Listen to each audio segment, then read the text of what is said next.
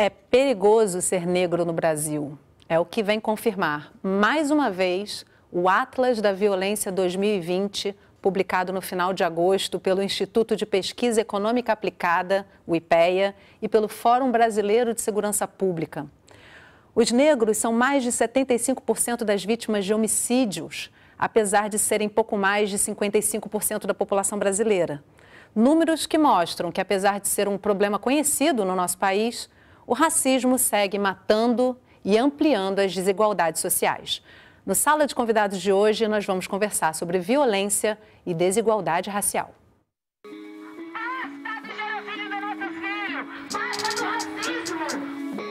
O alvo dessa violência toda são os jovens negros que moram em periferia e em comunidades. O CEP de onde você mora já diz que você é suspeito de alguma coisa para ele. Não é possível enfrentar essa violência se não houver o enfrentamento do racismo. Eles dois foram baleados pela polícia, não tiveram chance nem de mostrar um documento. A estrutura da Polícia Militar tem que ser modificada. Nós vamos lutar contra esse Estado que mata! Conversando comigo hoje pela internet sobre violência e desigualdade racial, Vilma Reis, socióloga e coordenadora do Programa de Direitos Humanos do Centro de Estudos Afro-Orientais da Universidade Federal da Bahia. David Marques, coordenador de projeto do Fórum Brasileiro de Segurança Pública. E Wellington Lopes, sociólogo, cientista social e coordenador do Núcleo de Cultura e Direitos Humanos 11 de agosto, da Uniafro Brasil. E a sua participação é fundamental para a nossa conversa. Tem comentários e perguntas para os nossos convidados? Então encaminha para mim pelo WhatsApp 021 997018122, pelas redes sociais do Canal Saúde ou pelo 0800 701 8122. A ligação é gratuita.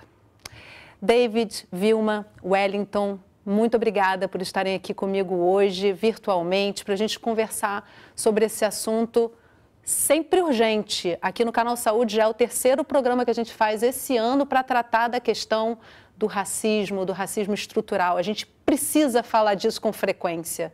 Vilma, eu começo com você.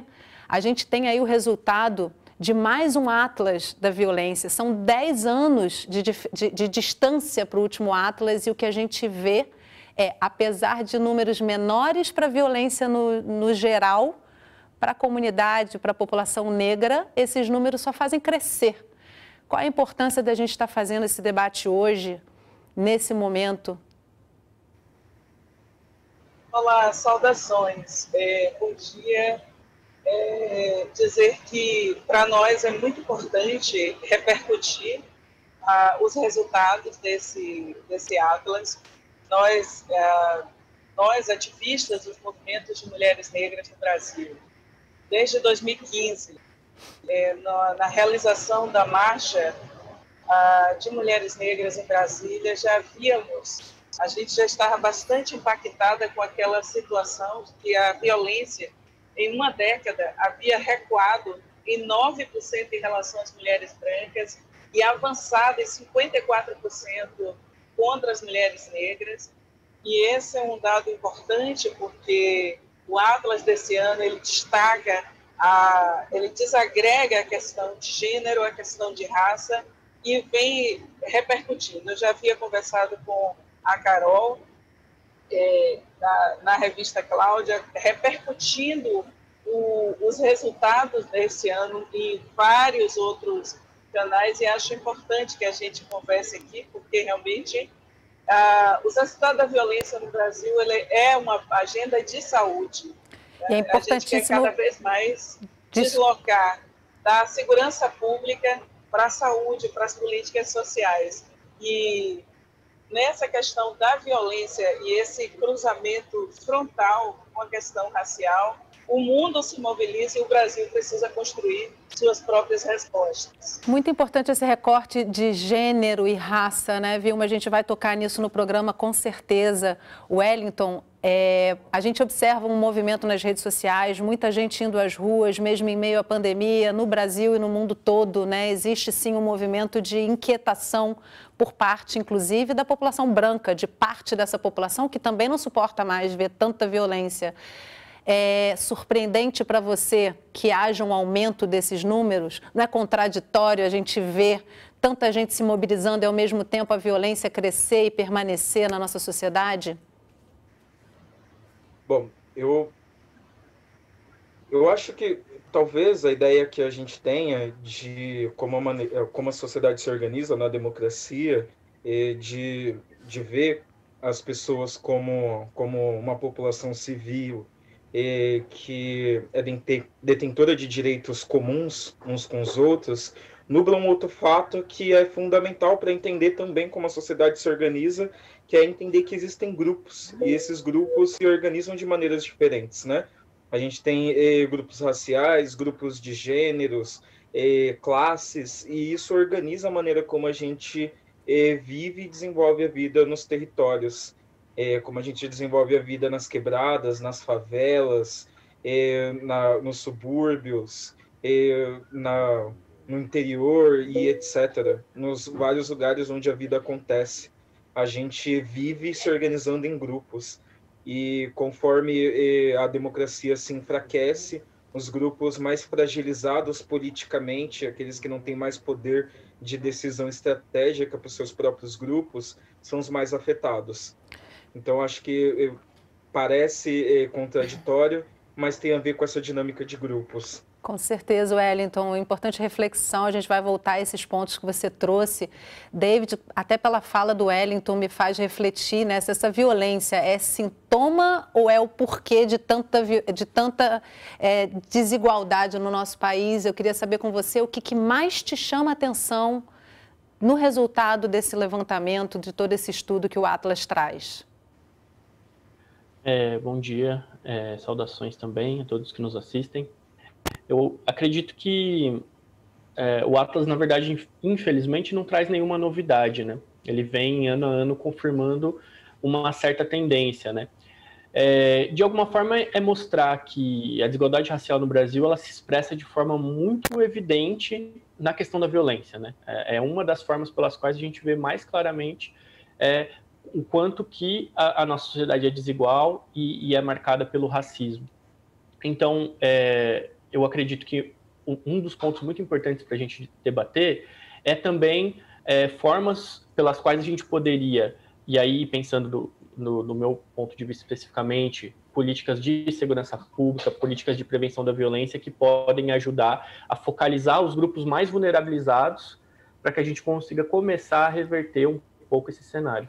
E aí eu acho até que os dados do Atlas colaboram muito para isso quando a gente vê a diferença nas regiões de como essa violência se dá, né, David? A gente vai trazer isso também aqui no programa, mas antes a gente vai assistir uma reportagem com alguns dados do Atlas. Os números da violência racial no Brasil não conseguem expressar a dor de quem vive ameaçado ou perde um filho por causa do racismo.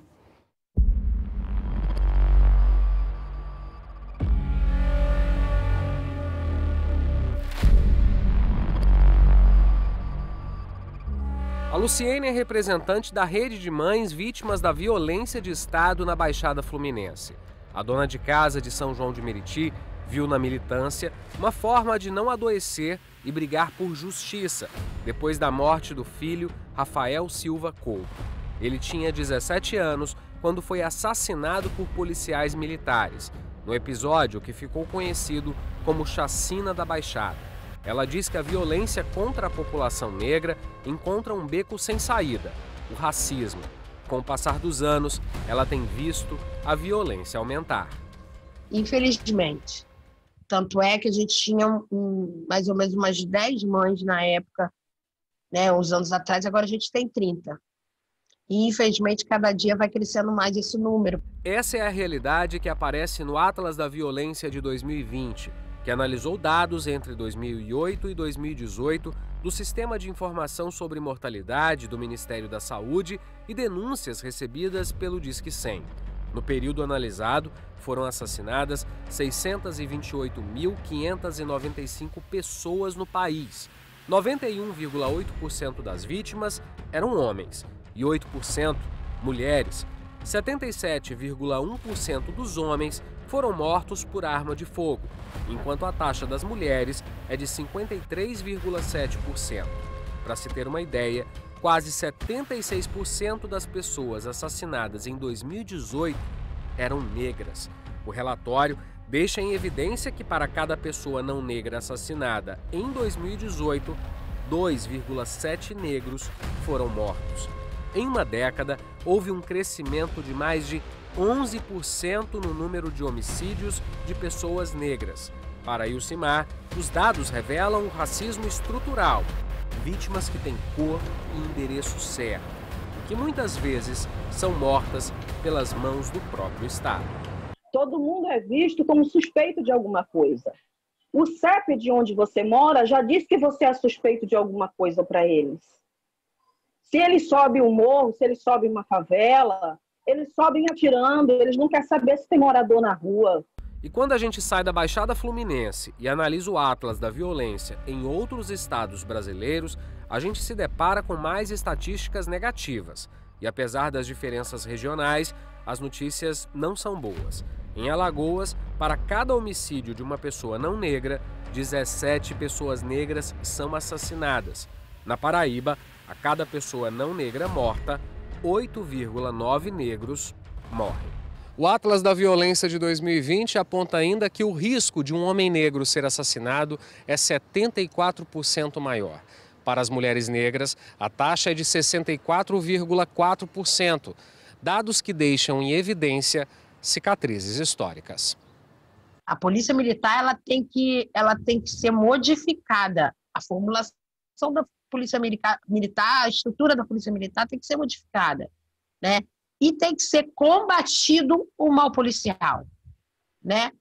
O policial que está fazendo, que é corrupto, o policial que é violento, o policial que desrespeita as pessoas dessa comunidade, né? O policial que é racista.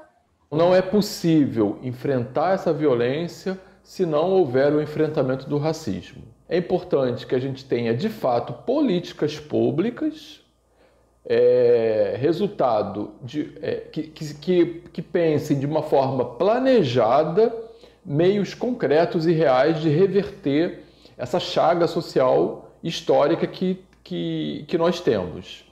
E para não deixar que a sociedade esqueça dos nomes e dos rostos vítimas da violência, para que todos se lembrem do racismo que destrói famílias inteiras, uma vez por ano, as mães da Baixada se reúnem e fazem uma caminhada.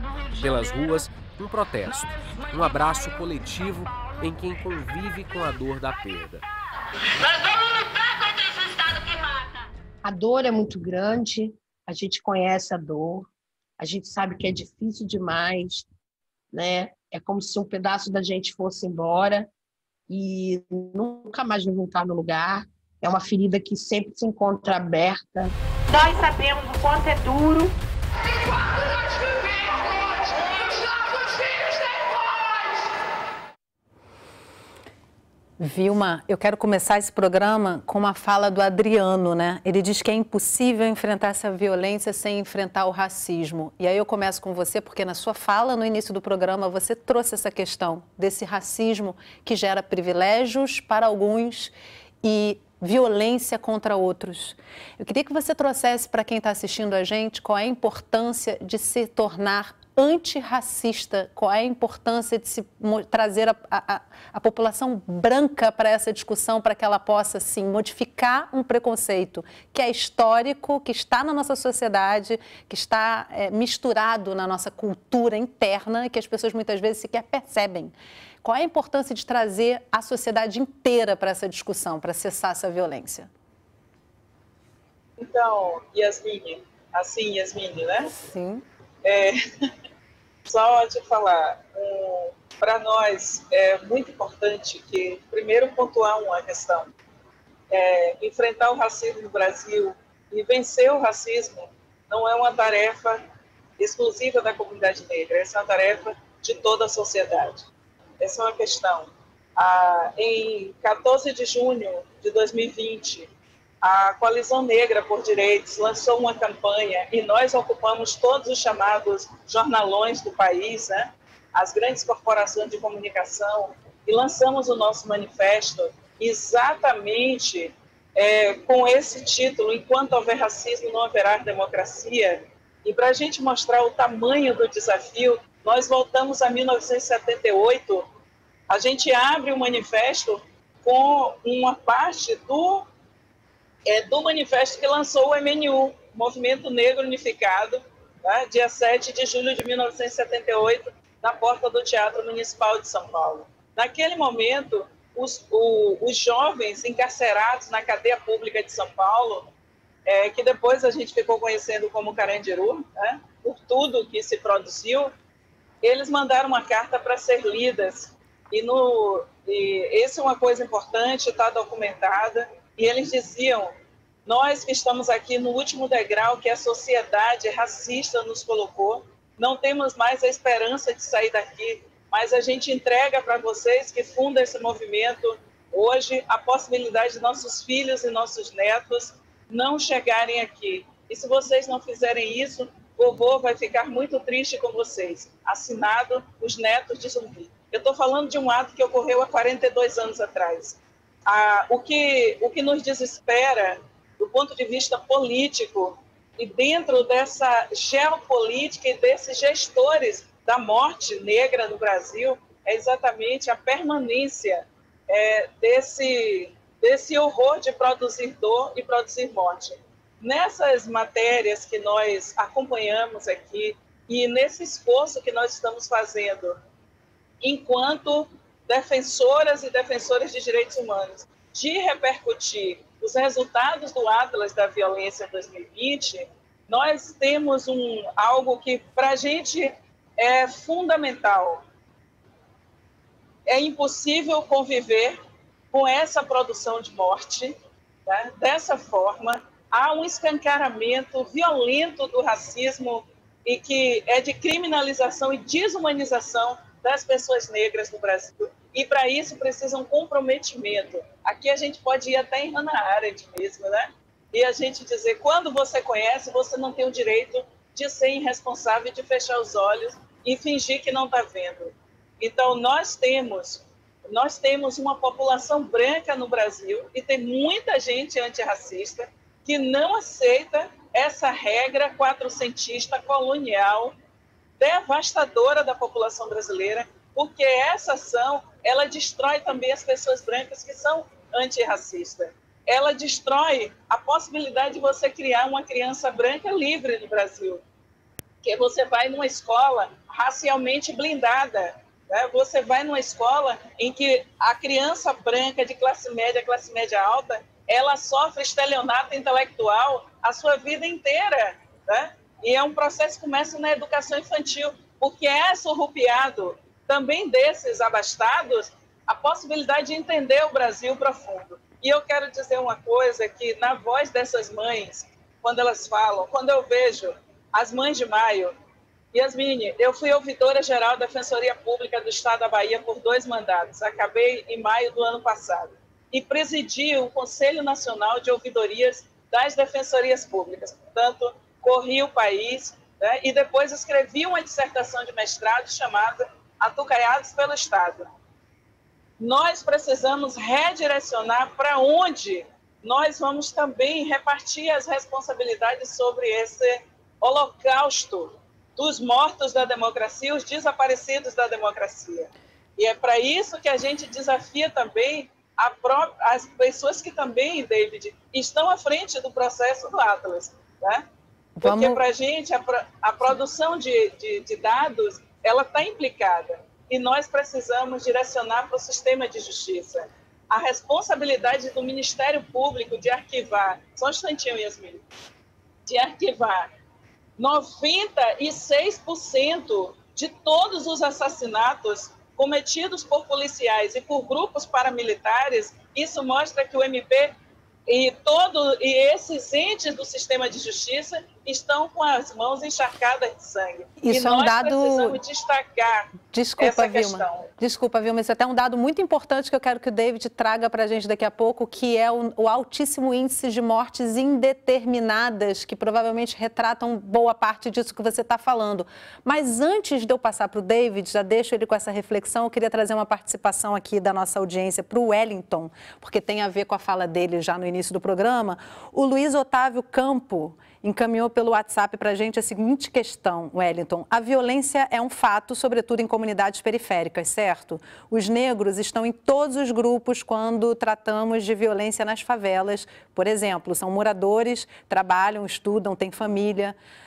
São também a maioria entre os traficantes de drogas e são alguns dos policiais que sobem morros em operações. Como a população negra, em seus diferentes papéis, está relacionada entre si num contexto histórico da violência? Bem complexa essa pergunta, né, Wellington? Que não pode ser simplificada jamais, né? Eu acho que para responder a gente sempre tem que se basear num processo árduo de pesquisa e que justifica exatamente tudo que a gente defende e luta, né?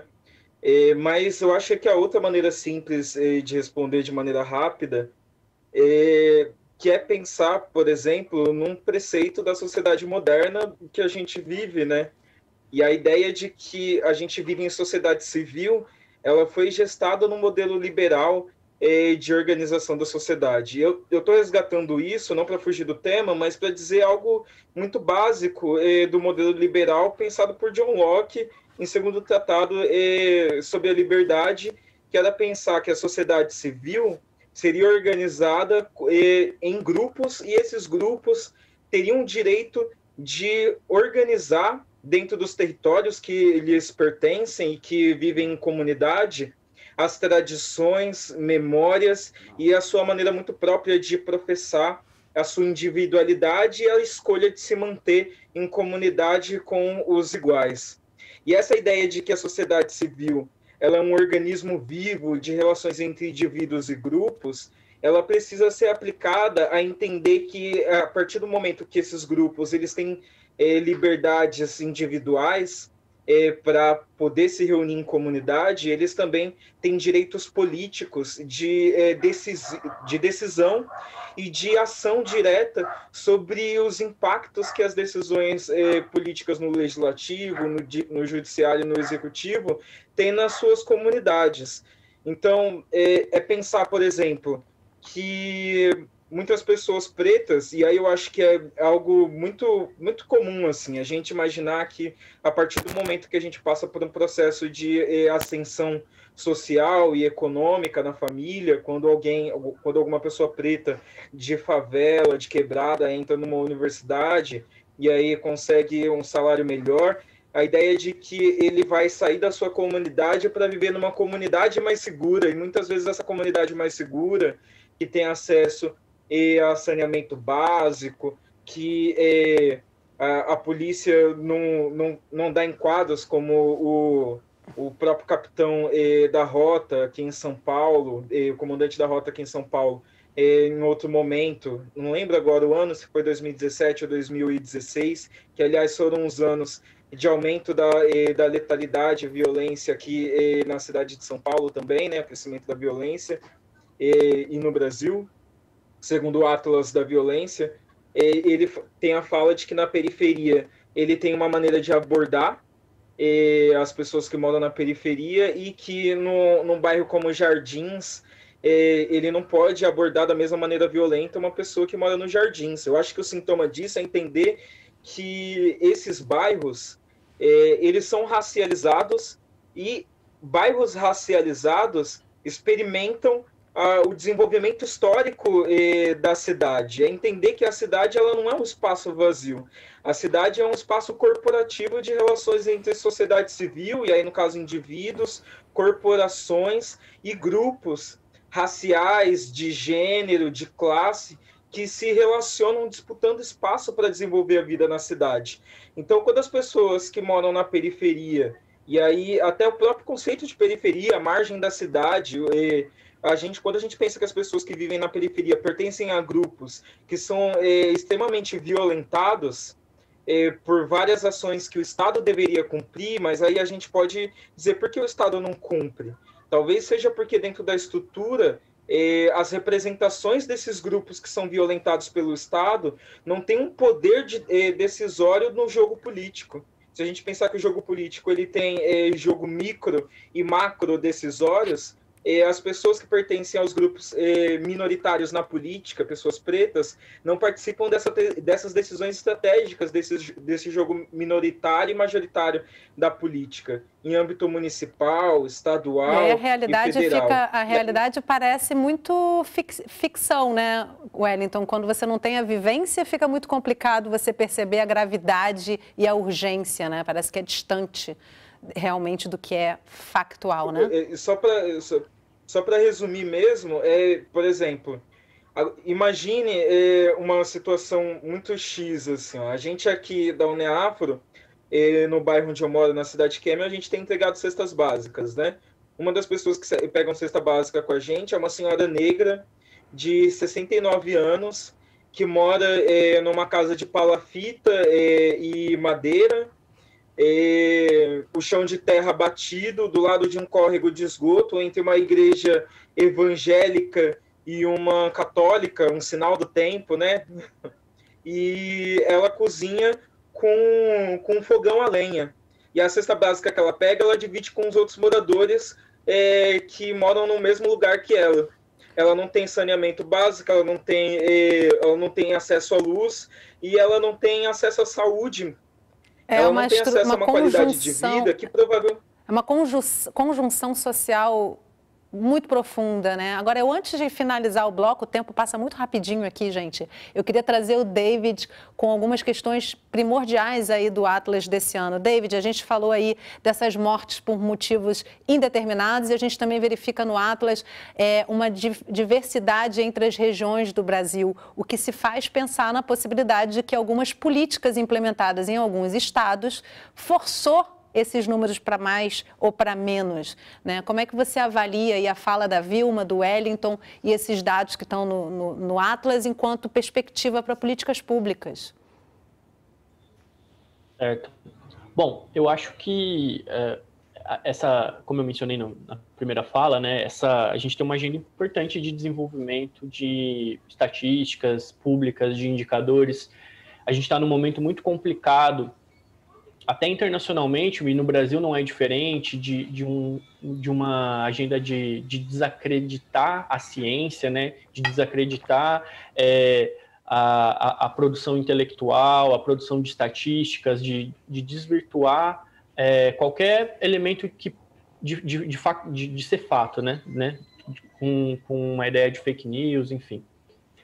Eu acho que esse contexto torna mais importante e mais desafiador seguir na produção de estatísticas. Do nosso ponto de vista, eu acho que é importante mencionar, a gente tem um trabalho, 2 produtos principais que trabalham com estatísticas de violência. O Atlas da Violência, por um lado, que a gente produz em parceria com o IPEA, e ele é construído com base em indicadores da saúde, né?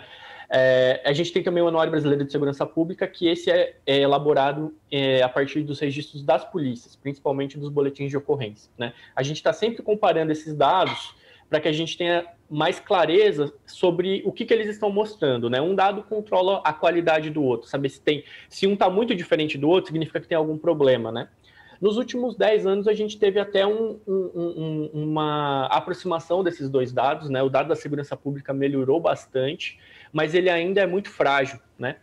E isso reflete, em alguma medida, a importância que o tema, por exemplo, de desigualdade racial tem dentro da polícia, né? A gente fez uma pesquisa recente, avaliando as opiniões dos policiais a respeito desse tema, e a gente percebeu, por exemplo, que a questão racial é um não problema para os policiais, né? Tem pesquisas aqui em São Paulo que mostram, por exemplo, que os policiais conseguem enunciar que a polícia atua preferencialmente contra pobres, mas não consegue entender que a polícia atua preferencialmente contra negros, por exemplo. É tão intrínseco o racismo, né, David, que nem sequer eles se percebem reproduzindo uma prática histórica, né, e um preconceito histórico.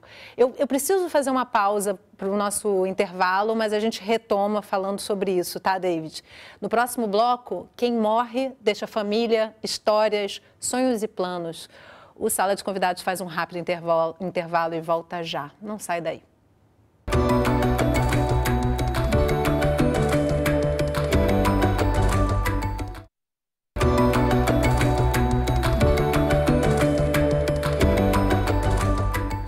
O Sala de Convidados está de volta conversando sobre violência e desigualdade racial.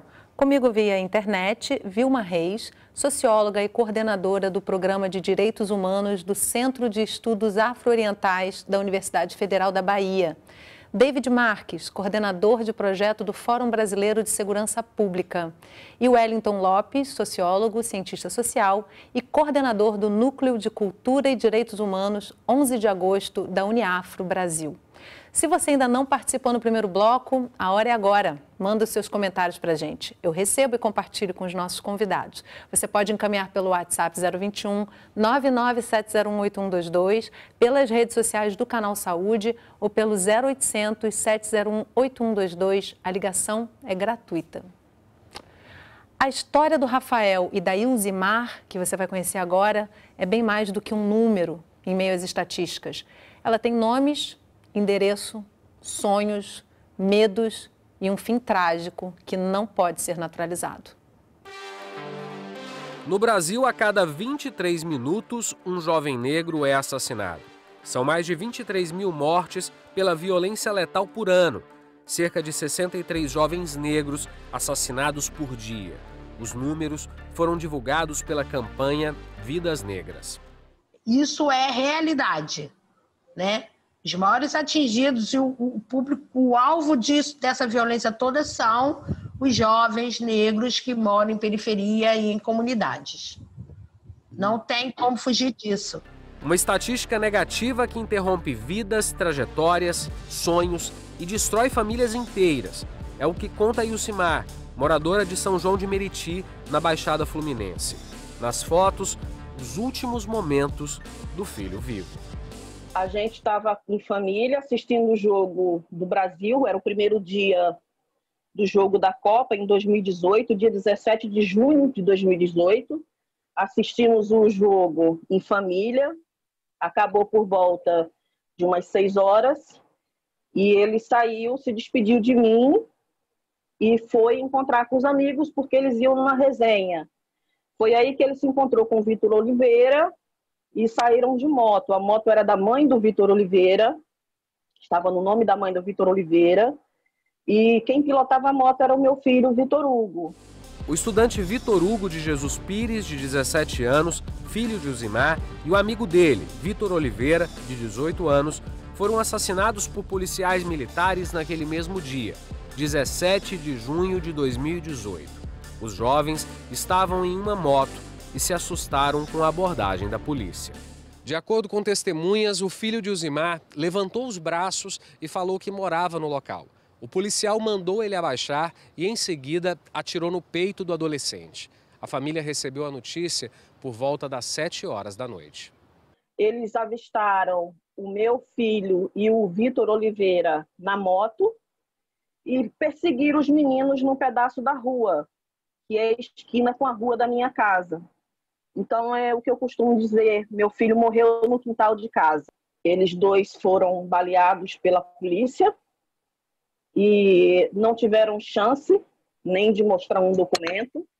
A abordagem da polícia foi truculenta, como sempre é na Baixada Fluminense, e áreas tidas como área de risco. Segundo o Atlas da Violência 2020, em 2018, ano em que o filho de Ilzimar e o amigo dele foram assassinados, entre as vítimas de homicídios houve um número maior de jovens. 30.873 jovens que tinham entre 15 e 29 anos foram mortos. A quantidade equivale a 53,3% dos registros. E os números assustam. De acordo com o Atlas, em uma década, houve um aumento de 13,3% na taxa de jovens assassinados. Diante dos números, Ilcimar segue lutando por justiça. Além de perder o filho para a violência de Estado, mais de 2 anos após o crime, ela ainda não teve uma resposta. Então ali acabou, meu mundo desabou, minha vida foi à lona. E daí para cá foi só desespero, foi só dor e um luto que dói dia após dia. Realmente a gente vê aí que a violência ela tem recorte, ela tem enfoque, né? Aí, David, a gente estava falando no final do bloco anterior sobre como esse mapeamento é importante para incentivar as políticas públicas. Agora, esse Atlas, ele lida com informações que parecem um pouco diferentes das anteriores. A forma como se dá, como se passa essas informações impacta no resultado final do Atlas, né? Dependendo da forma como cada estado transparece essas informações, você tem um impacto no Atlas. E aí, no caso dessa reportagem que a gente acabou de ver agora, a gente está vendo aí um recorte de raça e idade. As mulheres negras morrem muito mais do que as mulheres brancas, esse número destoa cada vez mais. E o principal alvo da violência no Brasil é o jovem negro. Queria que você trouxesse para mim como é que foi a avaliação, a análise desses dados e que dificuldades vocês encontraram que podem ter também impactado no resultado final. Certo. Bom, acho que para resumir o ponto anterior, eu acho que é dizer o seguinte, existe ainda muito a se fazer para melhorar a qualidade das informações que a gente tem sobre violência no país e o que isso tem a ver com desigualdade racial, desigualdade de gênero. Isso é uma agenda em aberto e há muito a ser feito. E destacar que isso não tem sido feito pelas organizações do Estado, né? São principalmente hoje organizações da sociedade civil que têm se dedicado a sistematizar informações que são públicas, né? Então fazer esse trabalho que a gente faz de entrar em contato com os estados, né? Ou buscar dados brutos no sistema de saúde, por exemplo, e poder sistematizá-los. Então eu acho que isso é importante de se destacar. É um esforço que tem vindo da sociedade civil com o objetivo de, impactar a sociedade e sensibilizar para esse tema, e 2, transformar políticas públicas, né? Eu acho que a gente teve um número expressivo número de mortes violentas de causa indeterminada no ano de 2018. A gente está chamando atenção para esse fato, porque isso é um indicador de que em alguns estados esse trabalho de contabilização pode não estar sendo bem feito, né? Então isso é um ponto de alerta que a gente precisa ter, para que a gente não tenha uma subnotificação dos homicídios, né? Achar que quando a gente teve uma redução de homicídios em 2018, na verdade a gente teve também um número maior de mortes de causa indeterminada. Então, acho que isso é um ponto de atenção. E o outro ponto que eu queria destacar é o seguinte. Então, a gente tem, além da produção de informações, a gente também quer transformar por meio de políticas públicas, né? E eu acho que, nesse sentido, é importante destacar 2 pontos. Quando a gente fala, por exemplo, em relação à segurança pública, entender que para a gente mudar esse contexto, não dá para ficar falando só de polícia e de prisão, né? É entender que para a gente ter segurança, a gente precisa ter um conjunto de outras políticas, sejam elas mais amplas, né? Como a gente fala de saúde, educação, moradia, etc., que eu acho que isso é um ponto, mas mesmo dentro numa lógica de prevenção da violência, né? Conseguir articular essas políticas nos territórios e com relação aos grupos mais vulnerabilizados, né? Então, quanto mais específico a gente puder ser nessas políticas públicas, melhor os resultados que a gente vai ter. Então, eu acho que a gente tem exemplos em alguns estados de políticas que foram mais bem-sucedidas, né? Pelo menos por algum tempo, e que precisavam de um impulsionamento maior, né? A gente sempre destaca o poder e o papel que o governo federal poderia ter articulando estados e municípios nesses objetivos. Mas, infelizmente, esse não tem sido o caminho recente do Executivo Nacional do nosso país. Então, tem ficado muito na conta dos estados e municípios que têm muito pouco recurso para fazer essa tarefa, né? Então, eu destacaria isso agora, né? Fala, Wellington.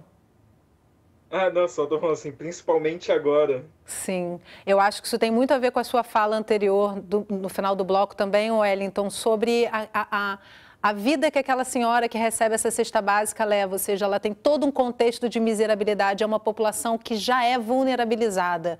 E aí, Vilma, eu queria trazer aquele recorte de raça e gênero que foi citado por você no início do bloco anterior, porque a gente vê aí que realmente a mulher, ela sofre com duas formas de violência, que é o racismo e o machismo também. E são a base da pirâmide aí que mais realmente sofrem com essa violência. Como é que você avalia políticas possíveis para mudar essa realidade num país em que esse preconceito e que essa visão de mundo está tão arraigada culturalmente? Como é que a gente leva essa mulher para outro lugar, fora desse lugar, né, de base da pirâmide? Primeiro, Yasmin, eu gostaria de destacar, assim, fazer mesmo também, né? Antes de responder a pergunta, fazer uma pergunta também para David sobre como nós podemos fazer nesse esforço da equipe que está no Atlas, que faz esse mapeamento nacional, o que nós, enquanto sociedade, universidade, eu coordenei o programa de direitos humanos, o CEAFRO hoje saiu da universidade e a gente está tocando a vida como um instituto. E nós temos feito um esforço de fazer os núcleos populares de direitos humanos, onde as pessoas nos bairros de Salvador têm o direito de discutir todos os temas, inclusive a segurança pública. Eu concordo com você, essa não pode tomar a centralidade da nossa agenda. Mas eu te pergunto, como nós podemos fazer para os dados passarem a ser de toda a sociedade e não dos governadores? Vou deixar aí com você. Né? Ótima pergunta.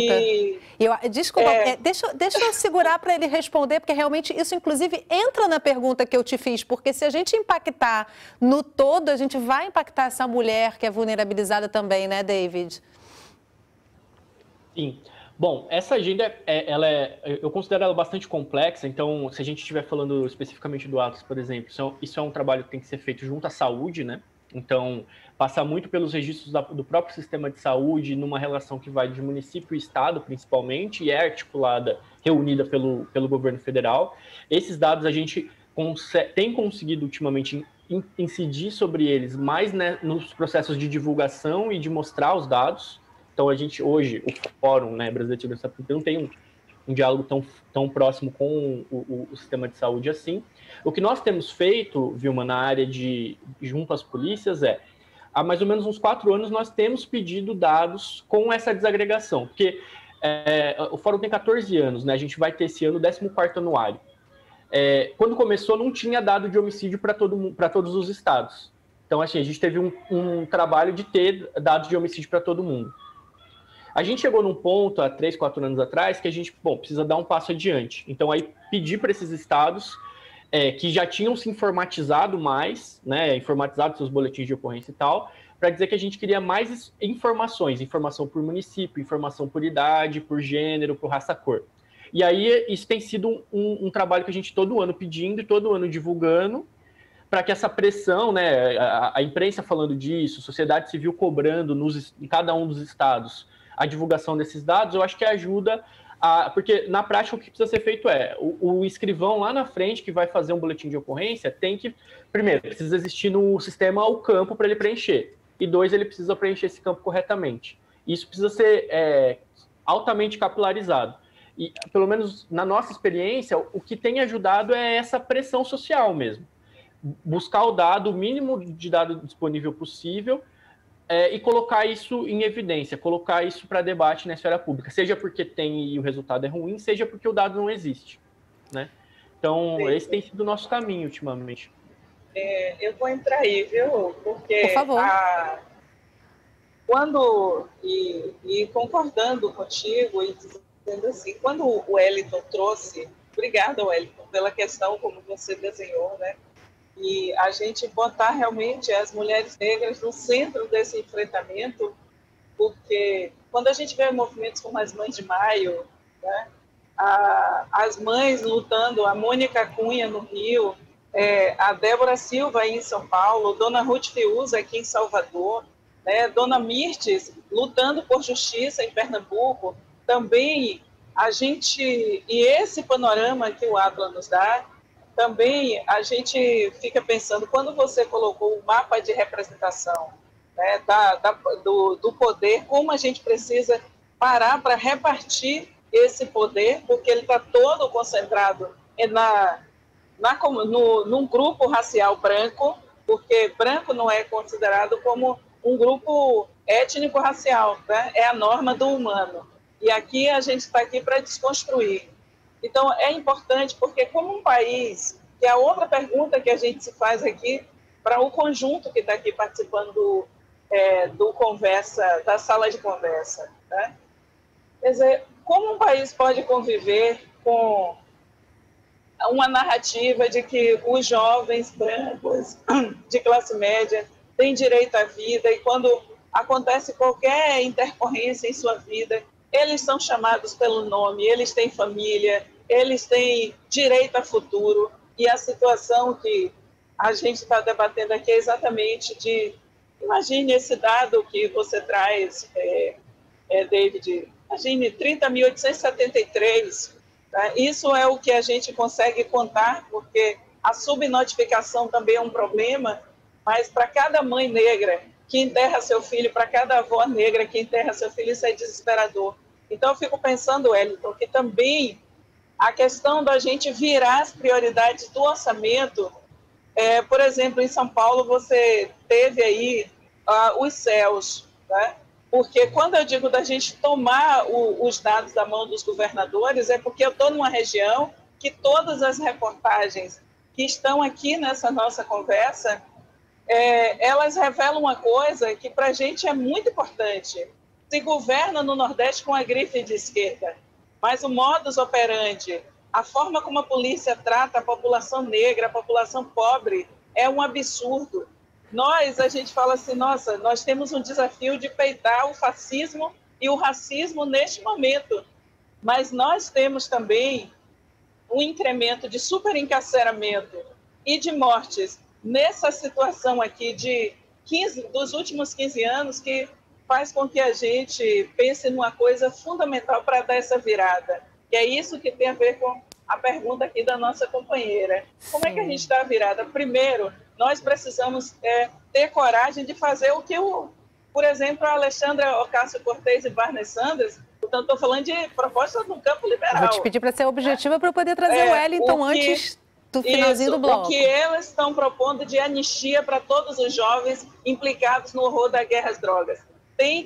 A gente tem que tirar esses 72% dos que estão encarcerados no Brasil. E o país não pode aceitar, né? Imagine, milhares de mortes, e são todos jovens negros. E quando eles estão encarcerados, nós, as mães, as tias, nós cumprimos a pena junto. E quando nossos filhos, sobrinhos, netos, eles morrem, muitas de nós, a gente é enterrada junto. Então, nós não podemos aceitar isso. Os irmãos também, Wellington. Né? Deixa eu os tios. Desculpa, Vilma. Deixa eu trazer duas participações da nossa audiência para o Wellington responder, que assim a gente já contempla aí falas importantes. A gente sempre gosta quando há uma participação de quem está assistindo. O Wellington Magno Martins, ele mandou para a gente pelo Instagram uma pergunta sobre o que pode ser feito para conscientizar os profissionais de segurança pública. E queria, antes de passar a palavra para você, falar da pergunta da Catiane também pelo WhatsApp. Ela diz que assistindo a reportagem do programa vem imediatamente a pergunta: o que está faltando para mudar esse cenário? Fica a sensação de que a mudança profunda é uma utopia, e isso é muito triste. Olha, eu vou tentar responder da maneira como eu vivo isso. Eu sou uma pessoa preta, para além de ser sociólogo, cientista social, coordenador de um espaço de cultura e direitos humanos. Eu sou uma pessoa preta que vive numa quebrada, assim. E pensando especificamente no que a Vilma está falando, no que o David disse aqui, trouxe para cá também, olha, eu tenho nesses últimos meses pensado muito, até por conta que eu quero tentar um mestrado, pensado muito no que é a sociedade civil. E imagina, e aí sem muita reflexão, em 2012, que foi um dos anos que aumentou o pico de mortes aqui em São Paulo, 4 amigos meus foram assassinados na frente da casa do meu bisavô, do meu vizinho, aqui do lado do portão. E eu lembro, minha mãe, desesperada, ligou umas 3, 4 vezes pedindo: chama seu irmão para entrar dentro de casa. Chama seu irmão, por favor, você não sabe o que está acontecendo, eu estou sentindo que vai acontecer alguma coisa, chama seu irmão. E eu tinha 15 anos, 15, 14 anos, estava com meu irmão mais novo no colo, José Vitor, que hoje tem 10 anos, vai fazer 11. E aí eu já tinha chamado ele pela 3ª vez, ela ligou a última e falou assim: por favor, fala para ele ficar dentro de casa. E aí eu chamei ele a última vez, 1 minuto depois, a gente ouviu os barulhos de disparos que assassinou esses 4 jovens. O Estevam, o Raimundo, o Denis e o Cipó. O Denis, o Cipó e o Raimundo foram assassinados na frente da casa do meu bisavô. E os 3 foram mortos com um tiro no rosto e no peito. Os 3 eram negros e foram mortos primeiros. O Estevam, que também é negro, estava saindo da casa dele para levar uma jarra de água para eles beberem. E aí os caras que assassinaram eles desceram do carro, entraram dentro da casa do pai dele, um homem negro, e atiraram nas costas dele, na frente do pai dele, na cozinha da casa dele. Essa, para mim, é a imagem do porquê, por exemplo, eu tô aqui falando hoje. Eu e meu irmão fomos os primeiros a sair, a gente era adolescente ainda, a gente viu eles mortos e, putz, aquilo, mano, eu vou morrer com essa imagem na cabeça, tá ligado? E aí, nos anos seguintes, foram uma sequência de amigos morrendo. É muito estranho, né? Quando você parte de ser criança para adolescência e de repente seus amigos começam a morrer, começam a ser presos. E aí você pensa, tipo, putz, que merda, tá ligado? Eu tô vivendo, mano, nesse lugar, tá ligado? Tipo, o que eu tô acessando? Que possibilidade de vida, de desenvolvimento social, econômico, intelectual eu estou acessando no bairro que eu vivo? Como é que continua a pandemia, assassinar... Como é que continua amanhecendo no dia seguinte, não, Wellington, com tanta violência? A verdade é que fica essa sensação, né? Como é que o dia seguinte acontece depois de tanta violência, né? E aí, para ser direto, também, meu primo cresceu comigo, meu irmão, em 2017, foi assassinado junto com outros 4 meninos, saindo de uma festa, mano. Na garagem do estabelecimento, ele teve um desentendimento com o cara era policial, ele foi na garagem e assassinou os 4 dentro do carro. Pô, meu irmão foi preso, diversas violências sofreu, e minha mãe desesperada, não conseguia dormir à noite, e eu busquei meu irmão muitas vezes espancado, agredido, atropelado por viatura no colo para levar ele para o hospital, tá ligado? E aí, o que eu tenho a dizer, como a gente pensa essa violência? Olha, eu tô tentando pensar muito o que é essa sociedade civil, porque no artigo 5º da Constituição se fala em cidadania, se fala em pluralidade política, dignidade humana, sobre o direito da manifestação dos povos, a manifestação cultural de cada povo. E aí eu penso, bom, que dignidade, que cidadania eu tenho no bairro onde eu moro? Que cidadania tem as pessoas que moram no mesmo bairro que eu? Que cidadania tem a dona Marta, que mora no chão de terra batido, que não tem saneamento básico, que não tem um fogão?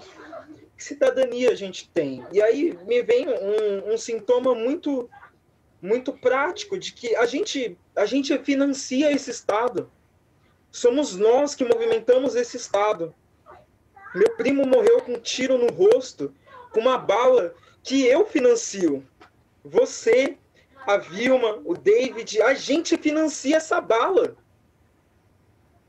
E por que minha cidadania e meu direito político não é respeitado?